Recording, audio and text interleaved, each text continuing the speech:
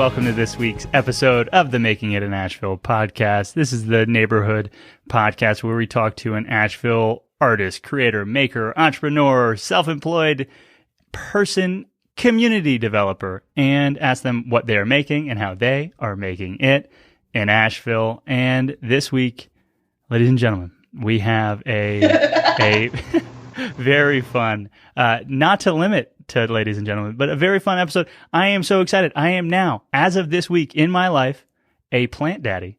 And we have our guests, Megan MacGyver and Lindsay Riley of Palm and Pine, who are going to teach us, potentially, tell us at least, their story of opening in the days before the pandemic, riding that hurricane through to 2021. And maybe I'll ask some very specific questions about plants that I'm interested in growing, and we'll see how that goes. But before we do all that, please introduce yourselves to the Making It in Asheville audience. Lindsay first, arbitrarily. Hi! Hey! Hi! Your name? Or he already did. It's Lindsay. It's true. I'm Lindsay Riley. Or to my closest friends and family, Lindsay Riley Earth. Thank you very much. Very true. Cool. And Lindsay Riley Earth, to your closest friends, which I now am identifying as. You're in the thanks. Yes. Tell us in like a tweetable a little bit about yourself. A little tweetable? Well, I don't tweet. I'll start there. Barely even get on it. I follow like 2 people. It's cool. I am Lindsay. I have lived in Asheville for 3 years, and I own half of Palm and Pine now. Yeah. It's a miracle. Wonderful. And Megan, please introduce yourself. Yeah, I'm Megan. I'm the other co-owner of Palm and Pine. I've been in Asheville for almost 13 years now. And yeah, done a lot of things, been a lot of people here, and now I'm here. Got this evolution. Wonderful. Well, it's great to be here. If you're not watching the YouTube channel, you guys look to be in some sort of a like wilderness, forest, green room of plants and more. So perhaps we take a moment and just try and tell me a little bit about Palm and Pine today. What's going on? Do you have a storefront? Are you online? What is Palm and Pine? Yeah. Well, do you want me to give the elevator speech? Mm-hmm. In art-driven creative space, we really try to not pigeonhole ourselves as one particular thing. So we're not just a plant shop. Mm-hmm. We like to think of it as like an overall like art umbrella, and then there's a lot of moving parts underneath that umbrella. But we do sell plants. We do commercial and residential installations for people in Asheville. And yeah, we offer routine care and maintenance services, and we have big plans for things that we plan to do. COVID definitely pushed back our timeline a little bit, but we also got to do stuff we never would have done, which is really cool. Exciting. So help us with a little bit of timeline. So am I right that you opened Palm and Pine in 2019 or like January of 2020 maybe? Technically. Okay. Yeah, we like formed the business in the spring of 2019 mm-hmm. and did pop-ups throughout town for like, I don't know, 6 or 7 months while we were trying to find a storefront, which was really, really difficult. Through Christmas, actually. Christmas. We did our last pop-up like days before Christmas. Christmas of 2019. At Crocodile Wine. That was lovely. Yeah. And then we like really lucked into this Westwood space in the late fall of 2019 and then moved in here in January of 2020 and opened January 1st, actually. Yeah. We got the key on the 1st and had a party on the 31st. Yeah. And then we closed. And then you closed like immediately.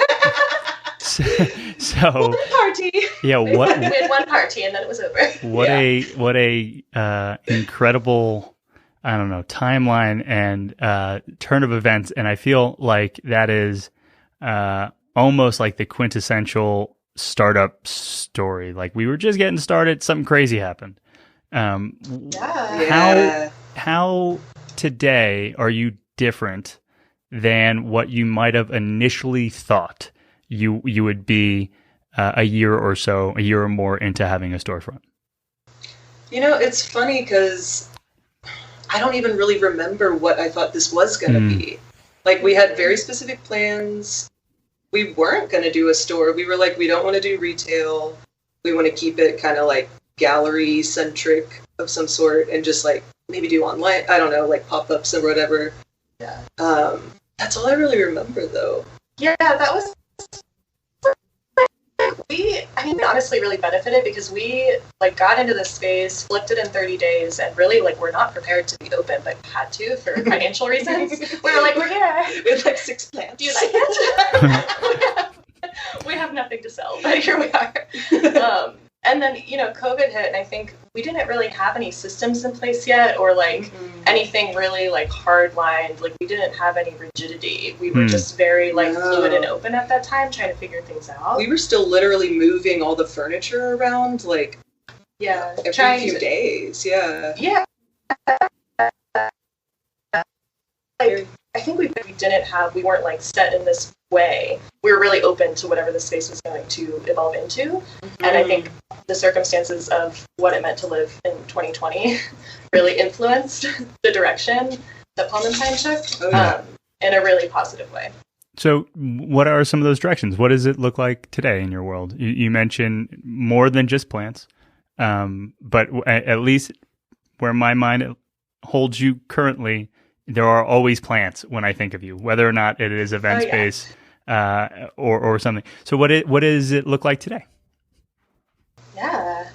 We have our storefront that's open 6 days a week now, which is a big thing for us. We started like really small, like being open like 2 or 3 days a week. Yeah. We didn't really want to be open that much. It's a lot. It's a lot of effort to be open, but it is. It's a whole thing, like running a storefront full time. And it's in West Asheville on Haywood? Mm-hmm. It's a little bit north of Haywood, actually, if you go behind Harvest Records of Westwood Place. It's in that neighborhood just north of Haywood. Great. Yeah, it's like in a little corner. Tucked down. We're in the one commercial building beside Shelter Collective, where their design firm is next door to us. So great. We're on the corner of Millbrook and Westwood. Yeah. But yeah, we have our storefront, and then we have some pretty big plans for this summer. Like, our overall idea is to kind of like really change the space seasonally. So do like a once a season installation. That's about what we can put out right now. It's like we're like maybe 4 times a year we can do this, but kind of just like create and encapsulate like a really specific vibe for the season. So we've been working the past few months really hard to get prepared for the summer season. This is going to be the first time that we do it. That's like we're launching it this summer. We did a little bit with Christmas. We did. And springtime. As right now we've got a lot of like roses. We did a prom that had a bunch of decorations. That's why we got the disco ball. I thought that was just energy. I thought that you were just bringing that disco energy. It is now. It's permanent now. Okay. It's a permanent we left part. our favorite parts. Yeah. We'll be taking down the roses soon. The roses gotta go. They're gonna die. It's summer. It's hot. It's gonna be hot in here. It's actually gonna be really hot in here, though. It's gonna be really hot. We don't have AC. No. It's like a greenhouse. It's okay. But yeah, I feel like we kind of like tested with like Christmas, our little Christmas installation we did, and we did like a photo booth. We were kind of like gearing up to see, like getting systems in place for that and gearing up to see like what that labor output is going to look like and what it means to actually like essentially throw a party perpetually. And buying stuff, that's real. Getting props. If you get cheap shit, man, it's a lot. It's a lot. Yeah. It's always a lot. Yeah, Does that answer your question? No, that does. It does. And one of the things that's always been fascinating for me, in particular with what I'll call like florists or folks who work in plants, is that you're buying something that's alive. And like the risks involved in buying something that's alive and then selling something that's alive is so interesting and crazy. And it's not like buying, some widget, right? Like I'm a stationery store. I'm going to buy a lot of pens. I hope these pens sell.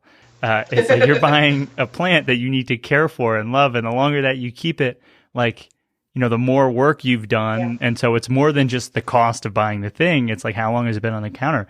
So how do you think, like, do you have backgrounds in this type of business? Yeah.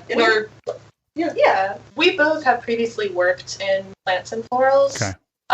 I have worked in the like houseplant industry for about 4 years, so a couple years before like Palm and Pine kind of got started. I will speak to that though of stocking living inventory and how incredibly different it is than like a standard retail space.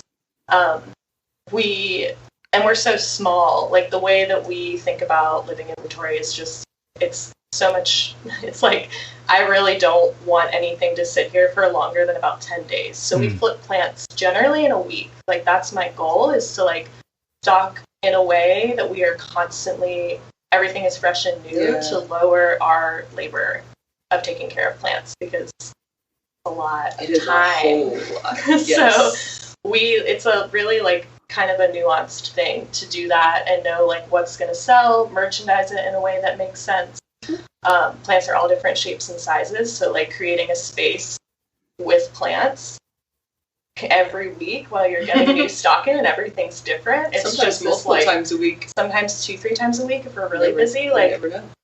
It's just we're constantly like remerching every day, which is ironically our favorite thing to do. We love That's it. actually how It's we very became fun. really good friends.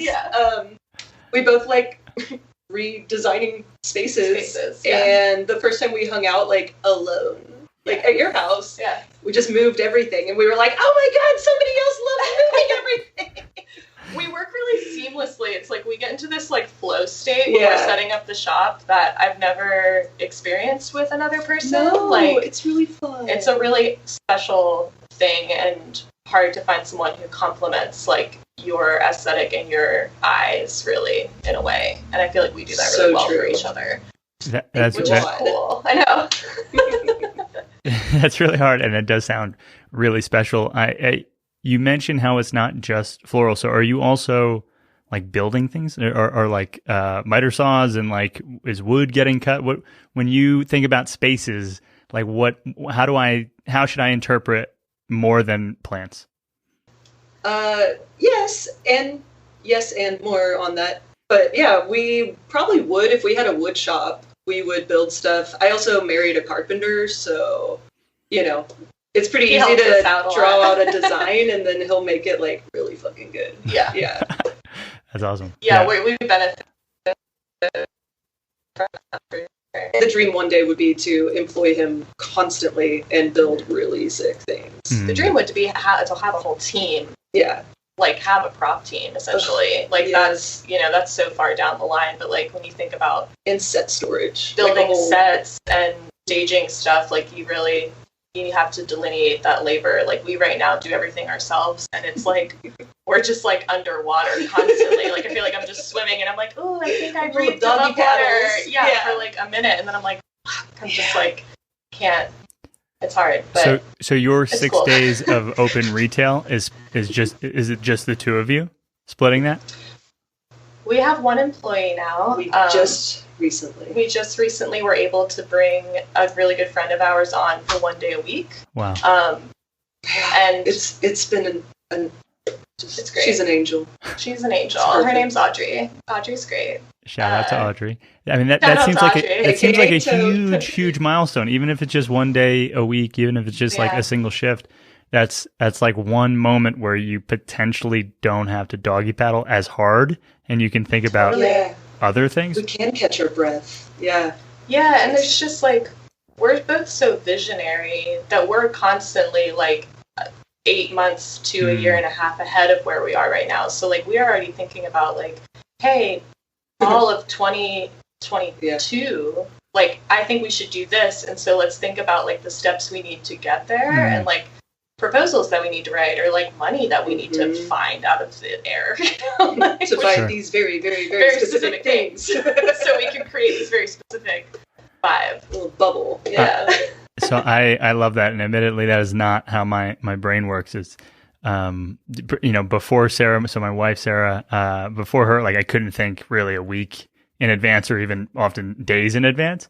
And like I just planted in our little yard, I planted these fruit trees that, I'm like, they might not be a thing for years. Like, I don't know. Oh, you need like 5 years. You know what I mean? Like, and so like, so I'm like, who am I now that I'm thinking 5 years in advance and I don't know what planting it's like. Roots, literally.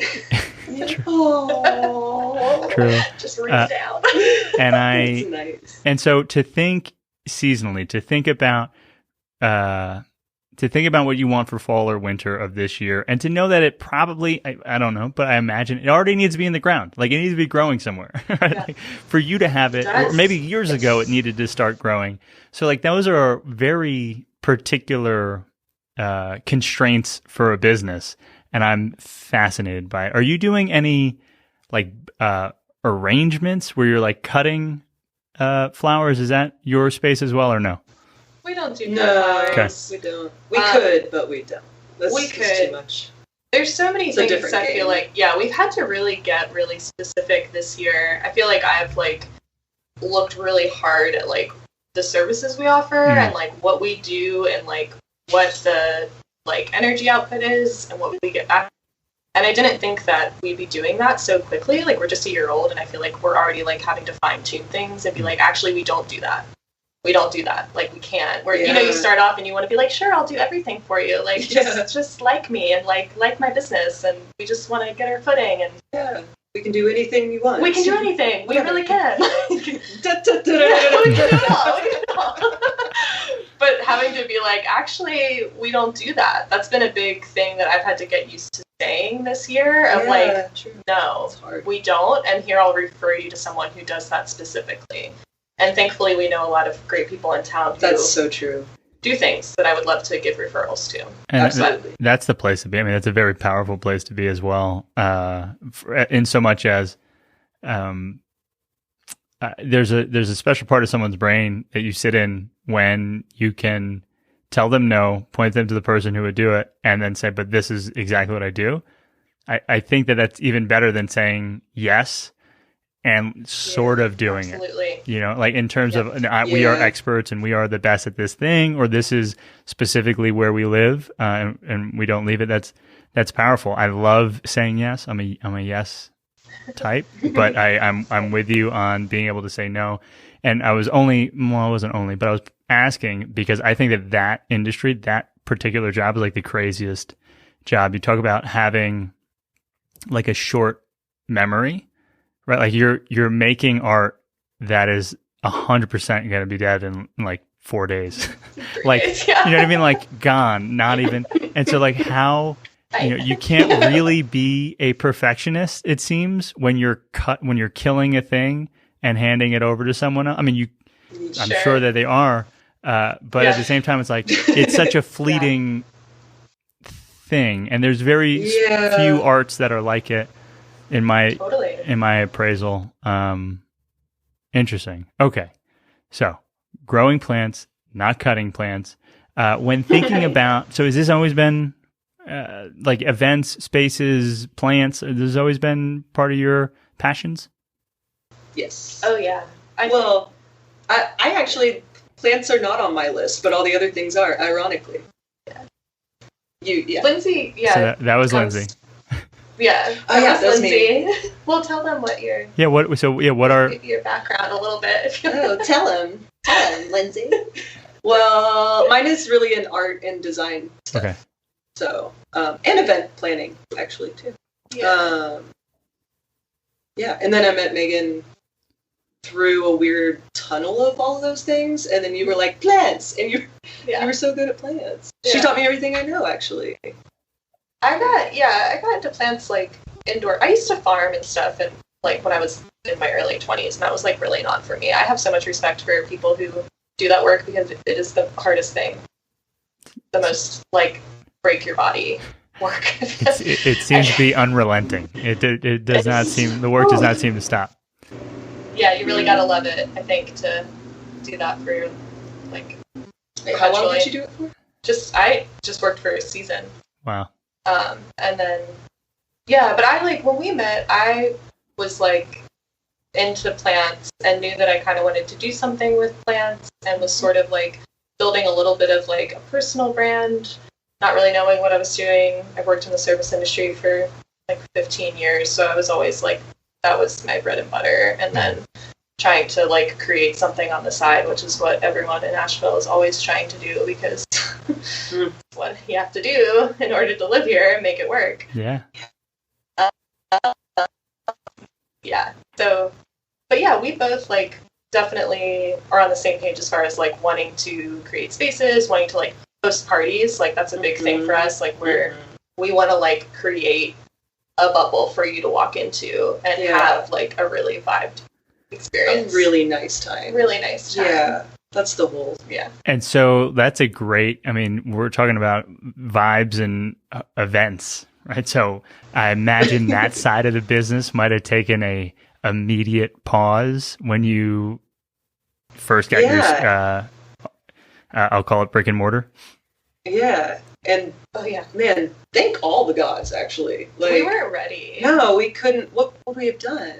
Yeah. We would have had like one giant party and then like, I don't know. Yeah. It wasn't, COVID was really a save. Like, we benefited from that circumstance in a lot of ways. But we did, like, we got in here and we were like, okay, well, these are like, we had a whole calendar planned out for like last summer of, we're going to do this, and we're going to do this. And then we just had to hit the pause button on all of that. And we're both really glad that we were able to like build our brand a little bit more and have people know us a little bit more before we begin to like introduce the parties and like I feel like we're always slowly testing people. Like we started out really like safe in a way of like, hey, plants, yay. And now it's just like, as it grows and as people like develop trust, honestly, for us, because that's the whole thing. And friendships. We've met so many wonderful people. So many good people. As we've like built a little community from this, now we're like, okay, we can kind of go a little harder and show you like a little bit more of what we can do and what we want to do, because we're definitely still like baseline. Like this is nowhere near what we both aspire to do. Yeah. You know? Sure. Gotta keep building. So to put words on it, am I right or directionally right when I say that COVID it kind of forced that you walked before you ran or crawled before you walked? It did. Like, is that about right? Right. So, yeah. So which is, I think that's something that I'm getting a sense that we are more alike than we are different, in so much as like I also would line up as like visionary thinking, right? Like I see futures. I don't think about months or years ahead. I think about like right now, this could be what it looks like. And I don't necessarily yet, I am a plant dad now, but I don't know a lot. So like those are the differences. But otherwise, like I have tons of ideas and passions and curiosities and all these things. And often taking all of them on at the exact same time does not serve any of them. Yeah. And so having some sort of a parameter like, hey, events aren't going to happen for the next 18 months, could be a gift. And it sounds like it has been. Totally. Yeah. And being forced to, honestly not meet people in person, but like create a very specific type of relationship with them online, which Megan has done seamlessly. She is so good at it. Everybody bow down to Megan and her Instagram skills, because I ain't never seen anybody do it as good as her. Thank you. But we made so many friends that way. And it's so fun to meet people when they come in and they're like, oh my God, I've been following you guys. Like, I know you, you don't know me. And we're like, oh my God, but we do, because you've got the vibe. And it's just so nice. It is the cool thing. I think it also like COVID, I think it accelerated our growth. Like it made us stop and pause, and then also accelerated our growth like simultaneously. Well, it also put spotlights on people who were changing and growing and doing things differently and like trying new models of things and trying to still like keep it fun and easy. And like we immediately started delivering plants to people's doorsteps, like zero contact, like leave it on the porch kind of thing. Yeah. And people really responded to that. I think like being at home people, the plant business in general had a boom. Had to have a good very year. helpful. Oh, I the mean, industry was crazy. People this are past plant year. daddies now that Yeah. were not daddies before. People needed to deck out their home offices. I think also like Yeah. everybody was just seeking like joy Life. and like some little tiny pocket of light and hope to hold on to, and like plants really offer that. So having like a plant delivered to your home in a really like traumatic and stressful time, people just like, I think that's kind of what folks needed in a lot of ways. Like we've gotten a lot of that feedback of just like, that really made my quarantine. Like I was just like looking forward to that one day a week I would get my like a little happy in the mail. You know? And watching it grow, like popping out a new leaf and a new stem, and you're like, yeah, time is moving, things are growing. Things are not changing. everything is gonna suck.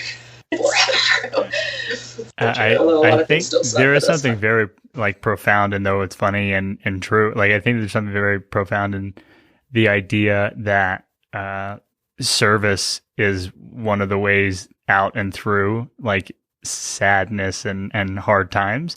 And even if the service is to this little itty bitty plant, like a little succulent that you just, you know, like you're going to take care of. And for a couple minutes, like you're not thinking about other stuff. You're thinking about this little baby succulent. There is something really strong and powerful in there. And I am starting to, be seduced by the good vibes of taking care of plants. So this is, I don't know if this is something I read once, was that every room needs a living thing. Do you think that is fair? 100%, yes. Oh yeah. At least one. At least it doesn't one. take much. And what should people think about? Like, so maybe design spaces, or thinking about spaces, or thinking about plants. Like what are, do you have any rules? Do you have any guidelines? What are thoughts that a novice like me, we might think of when we think of, all right, I'm going to buy a thing and try and keep it alive? Well, we here at Palmapine like to start with easy plants for people, especially beginners. And so like a pothos or a sansevieria or a ZZ plant, start there based on your lighting or like how often you think you can physically capably handle watering a plant.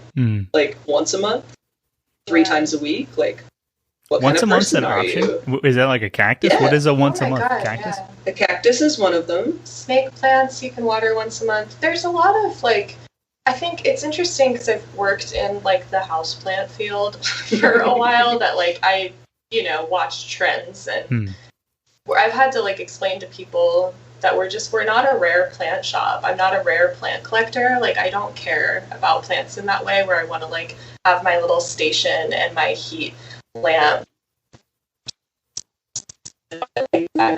Like we're more here to allow people like a little bit like of grace within like taking care of plants. Like you can keep a plant alive, just get something easy and put it in the corner of your house. Like anybody can do it. It doesn't have to be this like unattainable, really like nuanced thing, which is kind of what like the internet world will tell you about plants. They're all like, there's a lot of like weird shaming within plant like houseplant culture, I will say. Yeah, I didn't expect that.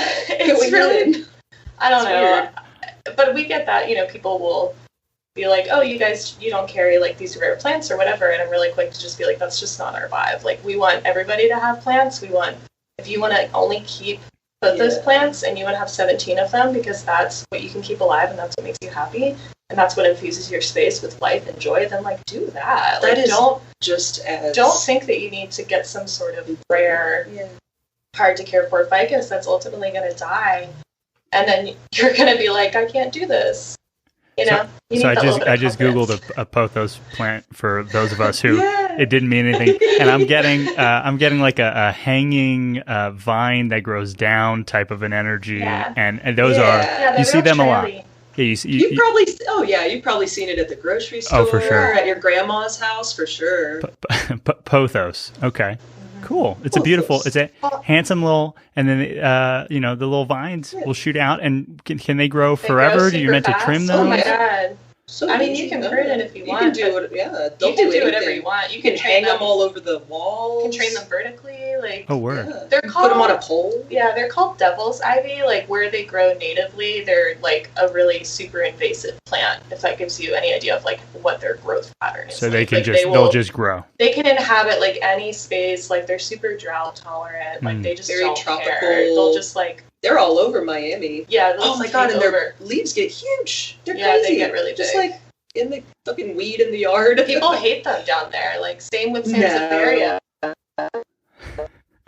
Dude, yeah, people are always No. trying to get that shit out of their yards because it's us with like, you know, kudzu or like, you know, any like invasive plant is problematic. But in your house, you can keep it in a container, but it will still grow like super prolifically. So And Very is fast, yes. Sansevieria snake plant?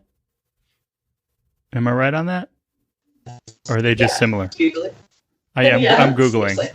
oh, It's no, the same. Sansevieria is like the scientific name. Yes. Okay. Snake plant is just what they're Common name. called commonly. Yeah. Cool. Yeah. So those do seem like two very common plants, and I do hear. I think I have. Nope, that's not a snake plant. But I've had a snake plant. I think I've killed it. But it does seem like those would be pretty resilient plants, and it does seem like a great place to start. This is a kind of implied, but are all of the plants that you're thinking about indoor plants, house plants? Yes. Yes, we only carry indoor stuff. I mean, you could put any of these plants out on your patio in our zone, like for probably 4 to 5 months out of the year. In the summer. Yeah, in the Spring and summer. May through September really is like you're in the clear. My yeah, mom has a all lot of house these in Houston all year round. Yeah. So, you know, if you live further south, You can keep humid, outdoors. tropical. But yeah, we carry mostly tropicals. We do carry some arid plants, but tropicals are more like where my knowledge base is. So I feel better about offering like tropicals. I don't know like cactus species. Like I'm just like I know like 5. It's a whole Wyatt has been separate learning a lot. world. My carpenter husband he's a cactus man. He's a and, cactus daddy. Oh, he's a cactus daddy. He actually will like go to the Lowe's the other day. He was like, "This is a arbitraris stuff." I was like, He knows all the "Damn, names. he's doing it." It's a whole, So maybe we'll a whole include him. separate thing. Yes. Yeah. I just want to give That's a mostly lot. tropicals. Wyatt a quick shout out. What a perfect name for a cactus guy. Like White He's a- Earth, White the cactus daddy. He's Yes. the cactus cowboy. dude, I mean you can't draw it up He better is- than that. He is also a country singer. You can find him on Yes. Nothing right now. Nothing. Someday soon, hopefully. That also makes sense. I'm not saying that it's like he's like a movie character. We need to see that he actually exists. I'm trust that he does. But it does sound like almost too good to be true. Carpenter, cactus guy, country singer named Wyatt Earth.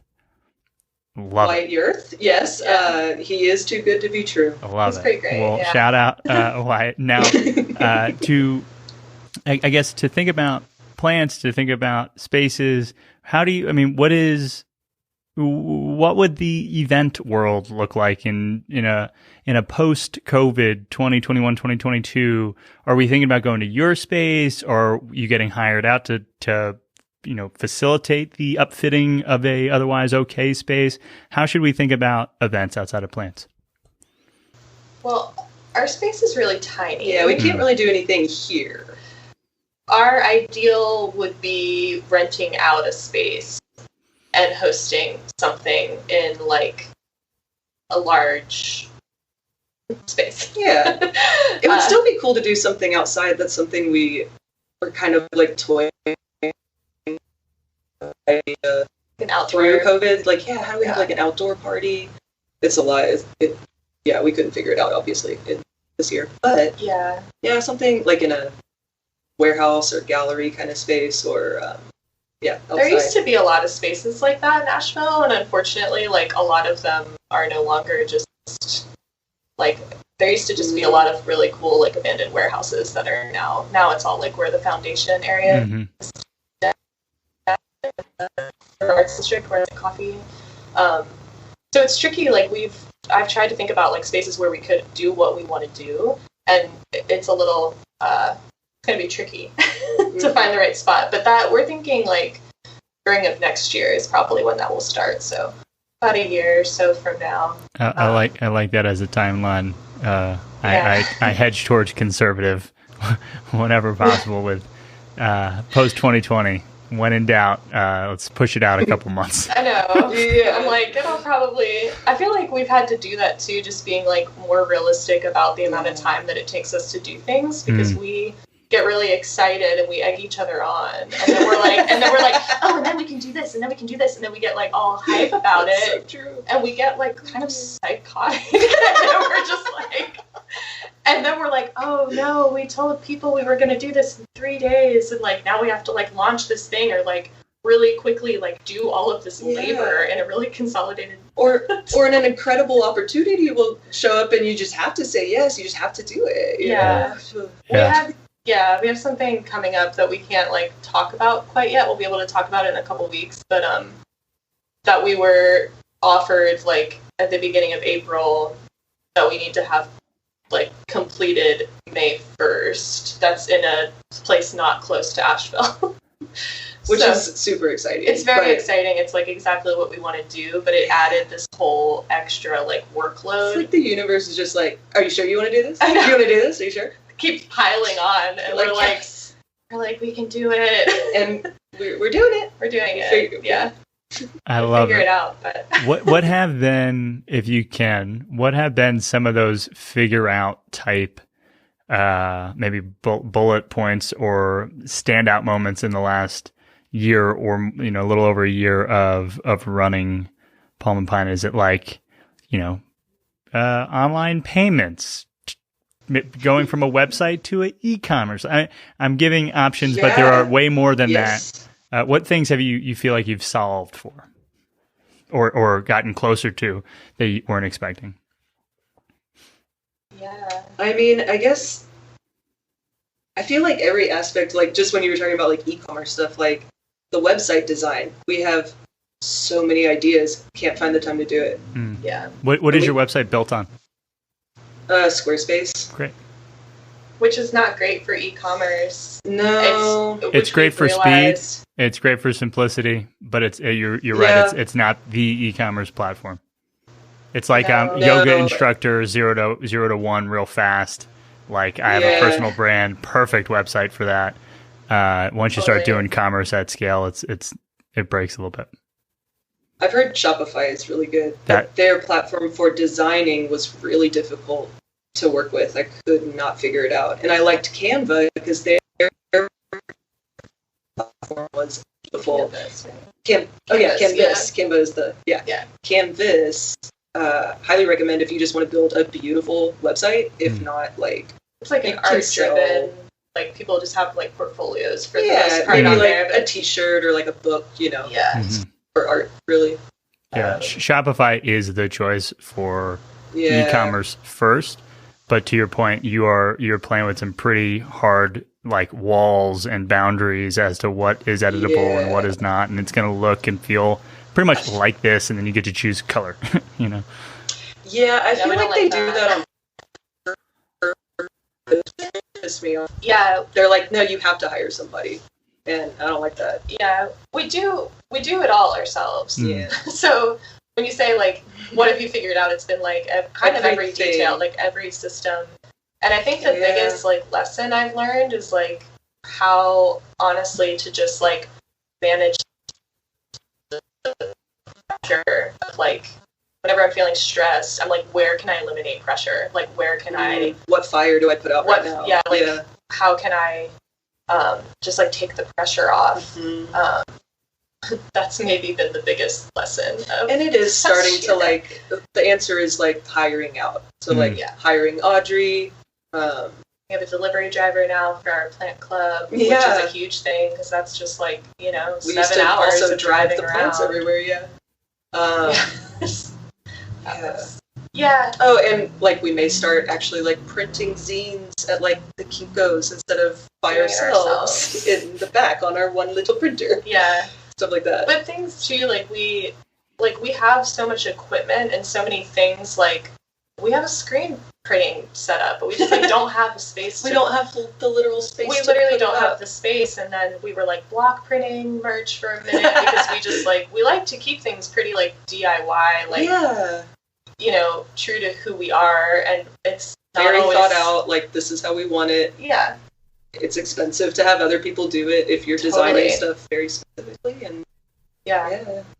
So I guess like just getting systems in place, and then also recognizing like what needs to be kind of tabled. That's what I was going to say, picking and choosing like what is more important, what is going to like put the most life and vibe out there and like keep us going.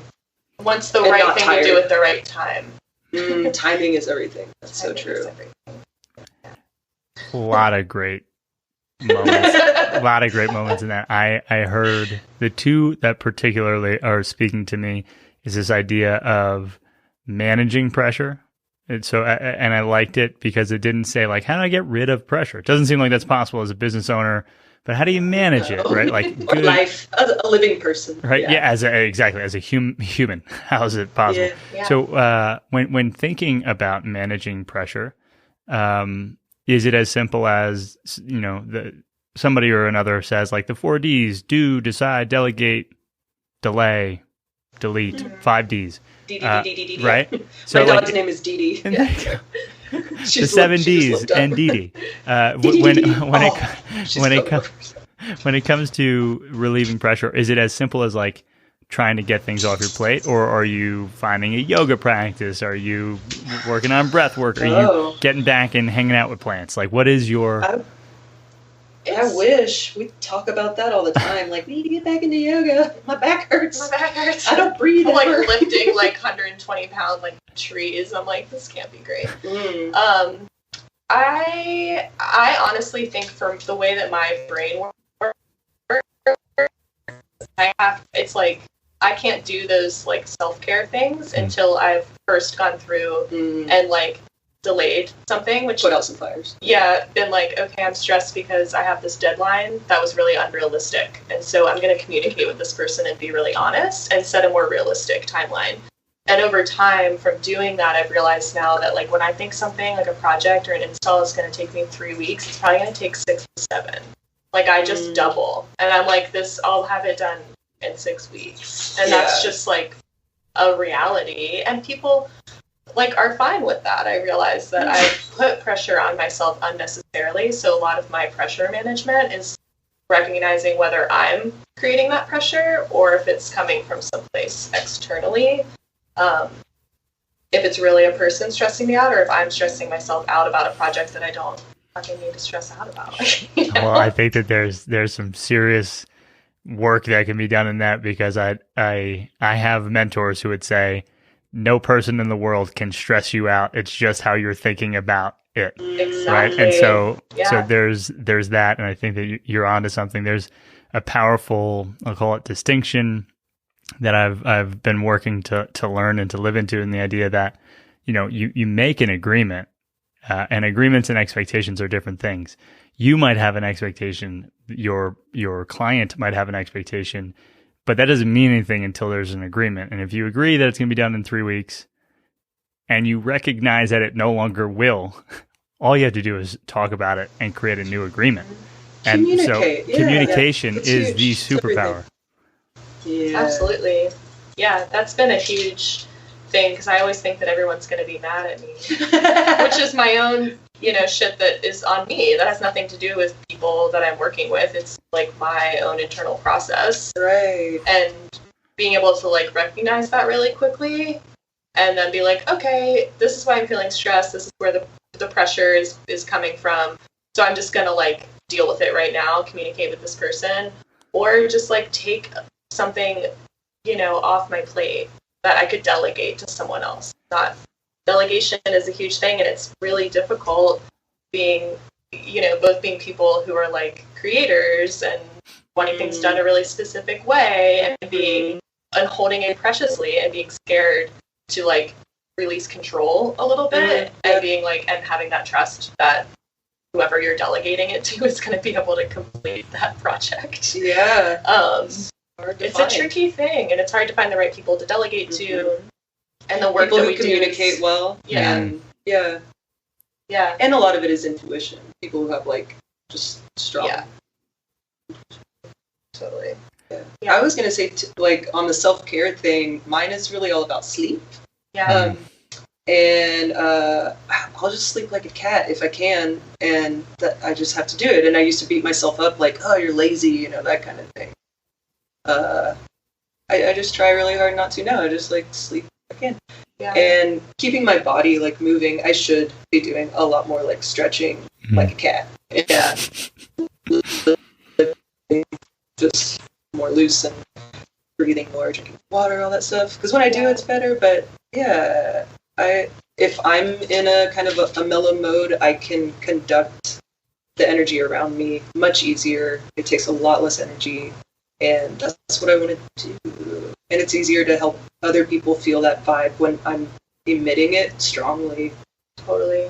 That's a big thing. Yeah. Oh, yeah. I was just going to say I was a massage therapist. I forgot to also mention that for like 15 years. Wow. And I worked in a lot of high-end spas, and I find myself sometimes like running the shop, but I'm like doing my spa things, like talking to people a very specific like spa way, like tricking them into relaxing kind of thing. But if I'm stressed out, I can't do it. Yeah. So I love that. I do think sleep is, I'm personally going through a little bit of sleep renaissance. I used to not do a lot of good pre-sleep habits, and I used to not necessarily sleep much more than 6 hours or maybe less. And I'm starting to believe that 8 and sometimes more is the actual target that I need, and I never thought that was true. I like 9. Yeah, 9 is a good one. Nine's a great one. Yeah, and I would have said overfill your cup. Yeah, exactly. No, waterfall. Yeah, a little extra in there. Yeah, and I love that. Top. I have another mentor has a saying that right if you are giving of yourself, and you're definitely the two of you are, if you're giving of yourself, you don't want to give from your cup.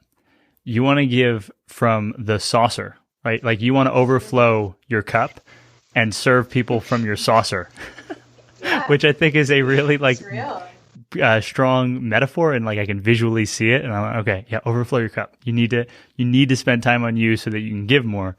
So I love all of that. I am fascinated and very curious as to spa language that calms people. Are there specifics? Well, I mean, the language itself, like the English language of it, is like very polite and like, you know, professional, but you're also about to touch their naked body, so it's very friendly, of course. Very inviting, kind of, but not. You can't be too sexy. Yeah. Yeah. I can be sexier here, which I like. You know, I don't have to wear scrubs. Tone it down. Wear scrubs.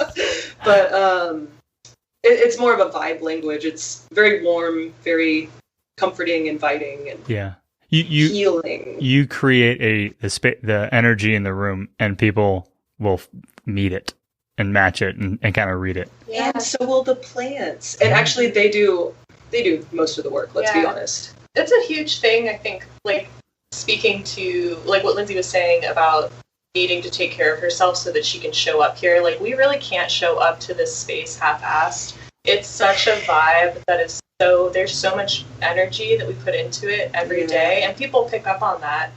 And I can, like, if I'm slightly off, or I feel like the vibe is slightly off, I feel like we're doing people a disservice. And it really is it's a really, like, specific capsule. I feel sorry. Yeah, I'm like, oh my god, I'm stressed about this project or this deadline, and so I'm not giving people what they came here to experience, because people come here to, like, really, like, have a moment. Yeah, and I would disco like balls to and palm more, trees. And on that same note, I would like to create more, like, if we ever have a bigger space or an opportunity to do other types of things, not just like parties, but making little like bubbles, interactive in the spaces, like we really in a big shop would be like cool. Experiential, like have a spa moment. Sit here, totally. Your plants, they're gonna listen. Yeah, doing like experiential installations is a big part of like our future aspirations of like creating interactive, you know, experiences with our primary medium being plants. Yeah. And really specific materials that we like to work with. I used to design rooms and stuff. Like, I guess I did a few professionally, actually, but it's hard for me to think of myself as, like, I was never a professional interior designer, but I would love to be. I didn't want to go to school for that. I just went to regular old art school anyway. But that was one of the things that I realized, like, doing rooms and stuff. Like, I grew up in a household, my mom is a plant person, a lot in common, and I always felt like there was something missing, and I would try plants. I don't know, it was hard. I didn't understand, like, how you take care of. They're all different. I don't know.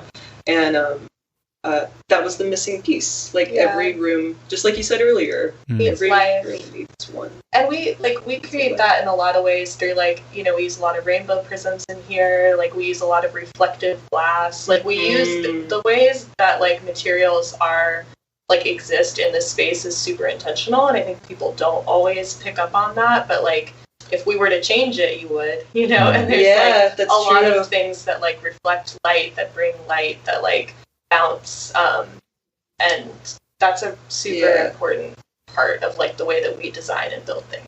In feng shui, there are the 5 major elements that, I mean, they have it mapped out, like, specific which spot each thing should go. But if you just want to do it really basic and simple, every single room should have all 5 of the elements, which is water, air, earth, metal, and wood. So does air look like a window? Those things, like, balanced.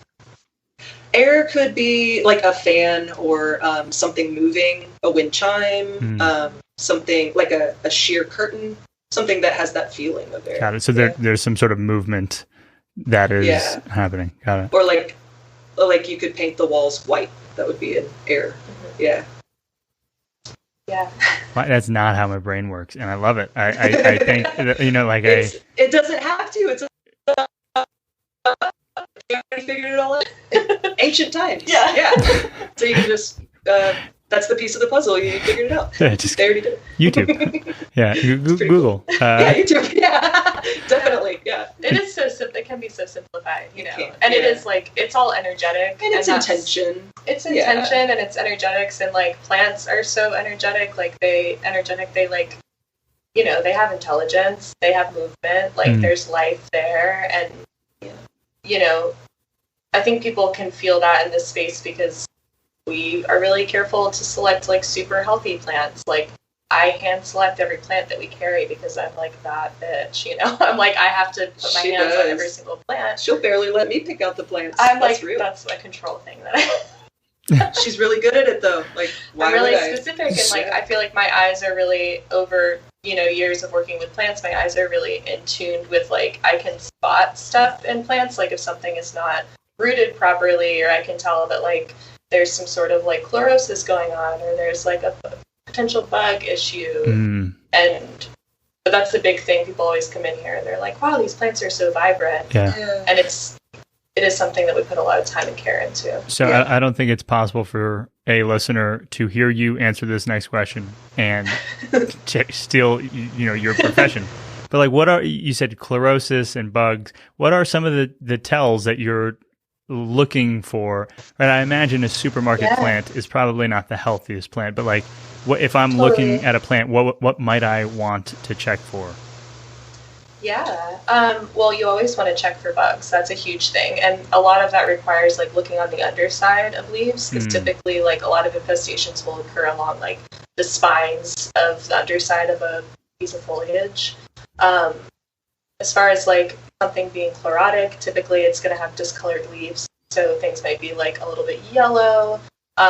The way that a plant yellows is indicative of, like, the soil health, essentially. So, like, the way the pH is balanced in the soil. You're looking at your plant. It looks good from here. It looks really good. And I always, like, you know, if a plant is doing something, like, people, the most frequent question we get is, like, I haven't changed anything. My plant was super healthy, and now something's, like, it doesn't look as healthy, and I'm watering it the same, and it's getting the same amount of light. And you always, like, want to typically check for, like, bugs. It probably needs, like, fresh soil or food. Like, it probably needs a little food boost. or it needs a bigger home. Like those are like the three things. And yeah, we actually have a little houseplant care zine that's like a really so simplified, like common indicators of, you know, oh, my leaves are like the outside of them are turning brown. What does that mean? And like some quick key points of like, it could mean one of these three things. Interesting. Do you think any going on to diagnose? Are there any like gizmos and gadgets that are actually kind of cool? Like I constantly keep seeing these like ball tube stick glass, you know what I mean? Meters. Like, are any of those actually, you know, legit? Oh yeah, I mean, there's a lot of stuff on the market, like moisture meters. There's a lot of like self-watering kind of situations. You know, like you can use sub-irrigation in houseplants, so you don't overwater them, or if you're going to leave them for a period of time or whatever. There's a lot of like apps now available that you can like take a picture of your plant and it will diagnose it for you. Have you found a good one? No, I've used a couple. I've had like people contact me from a few of them and have like checked them out, but I find that they're usually like either overly simplified or like I just don't like the way that they're set up or formatted. Like it doesn't work for my brain. And I just kind of don't, those things like I just don't really utilize them. It's not to say that they're not like super helpful and they could work for somebody. Like everybody's relationship to their plants is different and to their life and whatever. Like everybody's different. So I think that those tools can be really helpful. I don't utilize them. We do utilize some artificial lights in Pullman Pine. That's something that like I have been really impressed with those. Yeah, plant lights. That's like one thing that I recommend to people. If you have a space that's not super bright, like you can utilize artificial light and it will help your plant grow. And that's a really easy way. Is that just UV? Like what is a plant light? Yeah, there's something. It's something. Oh wait, sorry, you're breaking up a little bit. Yeah, same. Oh, no. So, all good. I just imagine that it's you know, it's technology from another dimension and plants. It's the lights. They're like, stop talking about it. You never know. You don't. There are so many types of plant lights, and like it is a UV spectrum, and there are a lot of people who know a lot about like whether you should use blue lights or red lights or like what combination of those you should use based on your specific plants. That's not my wheelhouse. It's just not. Cool.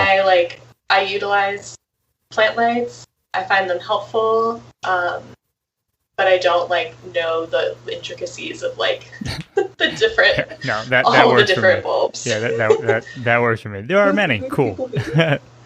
Heard. Oh, the fifth season. Oh, fifth season. Yeah, fifth season is a great place in Asheville. It's a gardening center over beside the Whole Foods on Tunnel Road. Oh. I always recommend people go there. They have like such a wide array of like amendments, soil, plant lights, all that kind of stuff. They know a lot. I feel like I might have been there once. Is it like on the far left-hand side of a park? Cool. And they have that was a beer on tap. Yeah, beer. Yeah. So I kind of thought it might have had a different name because it was like it had brewery stuff in the back. Yeah, they do. Yeah, they have all of that stuff. Cool. Yeah, but they know a lot. Soltech is a company that I think makes really high quality plant lights, and I trust them. So great name, Soltech. Soltech Solutions. Dorky, but very deliberate. Parasol, the sunglasses brand. For sun is what that means in Italian. So, really, just genius. Yeah, like very literal, also fantastic. You know, it's cool in English. Italians are probably like, let me get those 4 suns. Those 4 suns. Too literal. So I love that, and thank you. We'll do our best to link to all of those in the show notes of this page. A transition quickly now to the last little bits of this conversation, thinking about the community of Asheville. So we have a word association, Asheville and community. What comes up for the two of you when you think about community and Asheville? I first think small town, and something I never had in my life, so it's pretty interesting to watch. You're from Houston? Did I hear that earlier? I grew up in Houston, and then I lived in Austin for about 8 years. Wild. Yeah. So I Texan cities. I hear you on small town. I think that it's crazy that Asheville is in the same sentences as like proper cities. Like this seems just like a really big town to me. It is a really big town. Yeah. I've lived here for 13 years, and like it's crazy to me how like everybody honestly is like one person removed. Like it really, you stick around here and like I feel like I somehow know what everyone is doing, and I'm just like, how do I know? Like, why is this like even through COVID? I know, it's wild. I'm just like, oh yeah, that person, like Lindsay will mention somebody. I'm like, oh yeah, like 6 years ago we worked at this restaurant together, and then like they live next door to that person, and this and whatever. Like that's just how Asheville is. Yeah. And I'm really grateful for that network. Like I know that there's no way I could have moved to a new city and opened this business and had the like response that we've had to it if I hadn't lived here for as long as I've lived here. Absolutely. And I think like we have really created a little community around Palm and Pine, which has been really cool to witness. And it's been from being like pretty vocal and pretty like upfront about who we are as people, what we believe in, like socially and culturally and politically, and kind of not holding back on those things, which it's just me like not knowing how else to exist. Like I'm not gonna hide. We offer online presence like very transparently, and I don't know how else to do it. That's just like who we are, And being a person who's lived here for a long time and recognizing like a lot of really complex, deep-seated issues that exist in this small city that like problematic things that we all experience at some point. Being like an active tenant of space now and owning a business in this town and having like a different voice within the community has been kind of cool. I feel like I've like stepped into this different like aspect of community that I didn't really have before, like having Palm and Pine. Yeah, there's no way it would have existed if you had not lived here also for 13 years. Yeah, and it's cool because I feel like now we can actually like we can do things that I've always wanted to do for this community, in this community.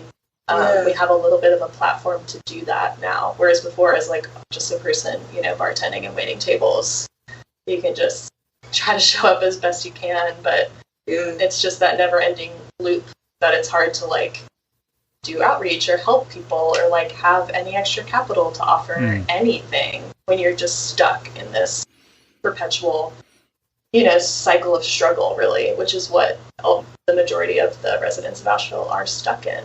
And the living expenses here are out of control, and they're getting worse and worse.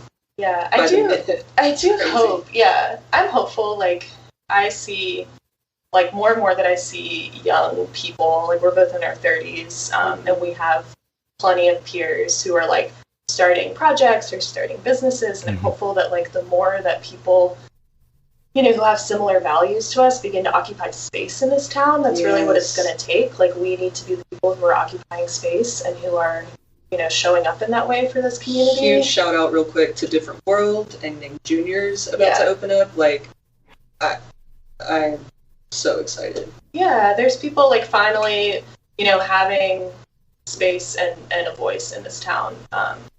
And so I'm hopeful that like the stand for a lot of the ways that like businesses operate in this town will, only grow. And we can't survive without a community. Circling back.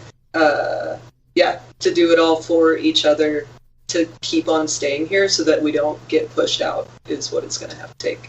Yeah, and it really does takes a lot of community effort and a lot of like being there for each other and like having that, relationship, really. Which is cool. There are so many talented people here. So if you can't do it and you have a friend, like, you just got to keep doing it for each other.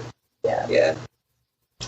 Here, here. I agree. Sarah and I feel very lucky showing up. 6 months, 7 months before a pandemic started, and we happened to have a podcast idea, which fast tracked this whole like friendship thing.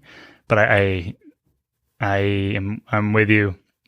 It is, people are like, oh, it's gotta be so much cheaper than Brooklyn. I was like, I don't know. Like my rent is, it's really, rent is about the same. I just have a lot more square feet, right? So that's cool. Yeah.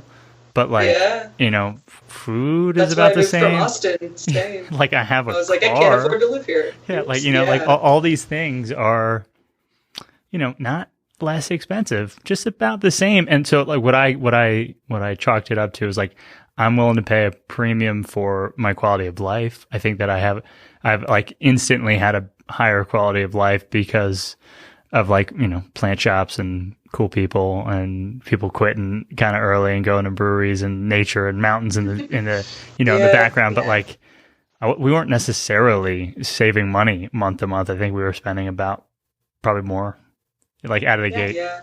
And so that's hard, and I, I have some friends in town who affectionately call me a carpetbagger, and I'm like aware of that, reality that I came down from the north and I'm trying to, move into the city, and how you mentioned being here for 13 years enabled you to really kind of step into Palm and Pine and make it a reality. And I'm like, this is a particular platform and making it in Asheville, as someone who I still feel incredibly new. Like we had 6 months and then a year of a pandemic, and we're beyond a year of a pandemic. And so like, I got to see some faces for a handful of months, and we did it faster than most people do. But like, I still feel very new. I feel like I'm that must be really strange. It is. It's pretty weird. And so, here's hoping for a future where we get to do in-person things again. And everyone feel comfortable doing it. I think we can do it now if you wanted to, but that's not necessarily the point. Right. But I'm hearing you on the excitement. I think that for as hard as it can be right now, there is also a reason to be hopeful, right? Totally. You look around, and there are people who really, really care, who put in a lot of time in, and they're 1 degree from you. They're right there. You can support. You can be a part of it. That's true. That's very true. Totally. And I think that, I think those changes are happening within Asheville on a really, small undercurrent. Like I can sense change. And I think there's a lot of new people coming in too. A lot of Brooklyn. There's a lot of new people. Of y'all. We get people. Y'all are gonna run into each other. You're gonna be like, I remember your face on the subway. Yeah, every day we get who have just moved here, and the majority of our clientele, I'd say, probably probably 90% of our customers are local people, which is like the goal. We created the space for Asheville. Like we are in a neighborhood. We're not right on Haywood Road. We're not right downtown, so that just anybody can walk in. Like, if you want to come here, you can find us. And like, we created it, for our peers, really, and like, wanted to have a space in Asheville that like really spoke to, the type of spaces that we want to see more of here. Yeah. Safe, queer, joyful. Yeah. Yes.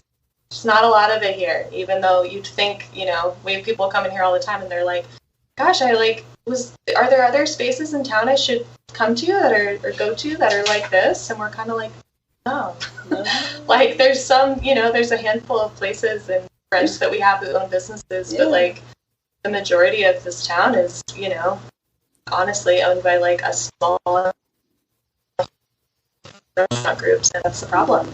Just, something that I hope will ultimately change over time. Geared towards tourism. Yeah. And really, like, it's at a detriment of the city. You can feel that too. Yeah, it's at a detriment to people who live here and who have to try to make a living here.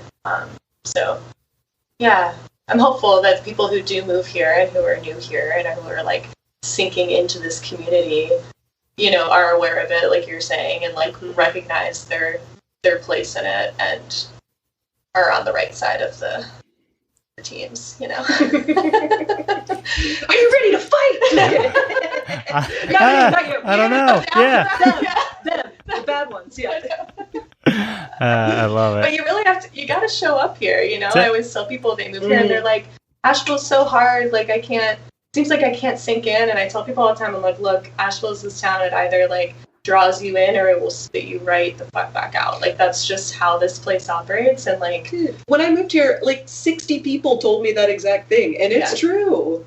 It's real. It's real. Yeah, there is seems to be a meaningful churn rate, and it's like perhaps a less, New York City. The one thing that I say is like it doesn't care about you, right? Like New York doesn't care about anybody. There's no celebrity. It doesn't care about any celebrity, like a handful maybe. Right.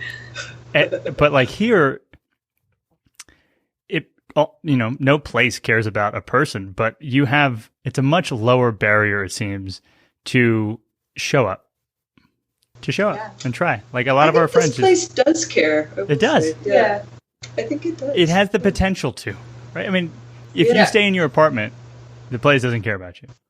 Right. If you don't show up to this is just to underline, Megan, your idea of like showing up.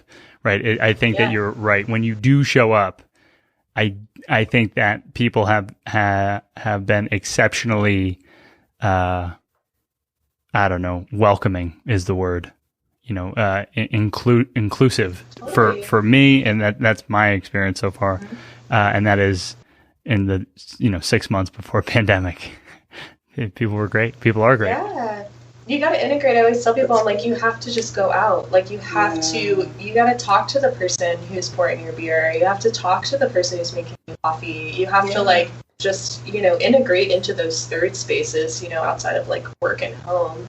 And, like, find people, That's really what you have to do. Like, you can't just, sit at home and expect, like, Asheville to come to you. That's not how it works at all. You have to work a little bit for it. Sure. You really have to want to live here to make it work. I think the majority of people who live here, hustle and like work so hard to be able to live here. And you really that's just the reality for a lot of people. It was the reality for myself for a very long time. Yeah. Gotta work hard. You gotta work for some low-ass wages, too. It is offensive. Yeah. I was going to say, though, if you had never dragged me out of the house and started making me go out to the bars with you, then I would have Lindsay was hanging at home, and she was like, we worked together, and I was like, you have to come out. You were like, get out. We're going out. I was like, we're going out. And it worked. Yeah. Met a bunch of friends. Really, really lovely people in this town. That is the truth of it, is like, if you do go out, like, it doesn't have to be a bar, obviously, but like, if you get out into some community, like, everybody who is a resident here is pretty lovely and really interesting. There's a lot of good people here. A lot of good senses of humor. Yeah. I like that. That is vital. That is very important. And I concur. That's been my experience. Every time done the awkward thing and said hello, it rarely has turned out. I can't think of any moment where it's turned out poorly. And so for the lovely, great-tempered, humorous listener who wants to follow along in your story, connect with you on the internet at large, website, Instagram, perhaps not Twitter, but where might they go to find you? Yeah, well, our website is palmandpineavl.com. And then you can find us on Instagram. It's at palmandpineavl. AVL is short for Asheville, if you don't know. Yeah. If you made it to this part of the episode and didn't know that, dear goodness gracious, you get a gold star for participation. But, how'd you get here? Yeah. Where'd you come from? Who are you? We do have a Facebook, but we don't really utilize it. Really, the best way to interact with us is to go to our website. You can find our emails there. Mm-hmm. There's contact you can form shop if you want online. to get in touch. Well, we do deliver nationwide. We send plants to people. Yeah, we send crystals, koozies, candles, neem oil, all sorts of little shit. Crystals, candles, koozies is Crystal Koozies candles is new, like a new That's the bumper first sticker. thing you thought I of. need that in my life. I was just going up the list. Yeah. Koozies and candles, baby. That's all we got here. Candles. Dude, I'm staring. Anything Yeah. to make your space alive. I love Do, it. do, do. Do you That's our see? tagline. Do you see what just happened there? That was lovely. Thank you both so much for your time today. Thank you. Thank you, Tony. It's been Yeah, wonderful. we appreciate you. Thanks.